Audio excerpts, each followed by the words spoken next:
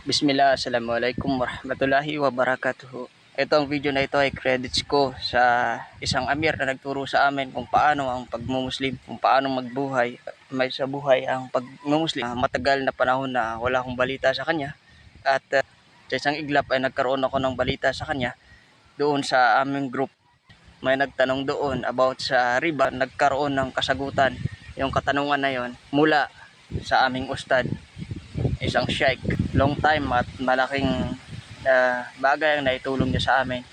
Mula noon hanggang ngayon, ang kanyang mga aral at pagtutuwid ay parating may reference doon sa mga hadith at sa mga ulat sa mga ginawa ng Propeta Muhammad sallallahu alaihi wasallam. Talagang nakakamangha yung kanyang pagdi-deliver mula doon sa mga sahih at sa mga hadith ng Propeta Muhammad sallallahu alaihi wasallam. Pag may katanungan kami na hindi namin masyadong naunawaan na mga gawain bilang mga Muslim, ay talagang si Sheikh ang naging mentor namin tungkol doon sa mga katanungan namin na hindi namin masagot-sagot ng kabila.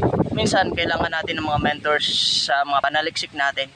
Nariyan na nga yung hadith, yung sunnah ng Prophet Muhammad sallallahu alaihi wasallam, nariyan na ang Quran, basis na natin dahil yan ay word o verbatim ng Allah subhanahu wa ta'ala.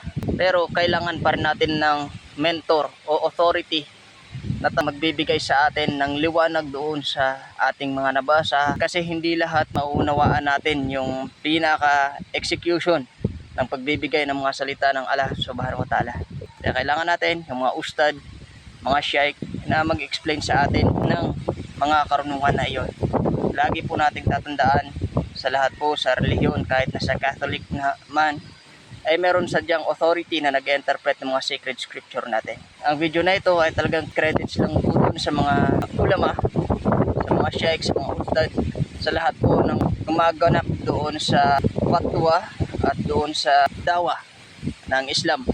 Credits ito sa kanila na nakakamangha sila na kahit papano sila ang naging way para maunawaan natin na tagasunod sa pananampalataya yung mga words of God, words of Allah, kung sa point of view ng mga Muslim. At sa point of view naman bilang Katolik o bilang Kristiyano, ay syempre proud din tayo doon sa mga naging mentor natin, lalo na doon sa mga apostles, dahil sa kanilang mga sinulat na bagaman wala man sa Biblia, dahil lahat ng ginawa ng mga apostol ay ipinasa talaga orally, handwritten, etc. At namana natin lahat yung sa simbahang Katolika. Kaya credits din sa kanila, sa mga taong nauna sa atin at talagang may karunungan doon sa mga katuruan ng ating Panginoong Hesukristo. Maraming salamat po at yan lamang.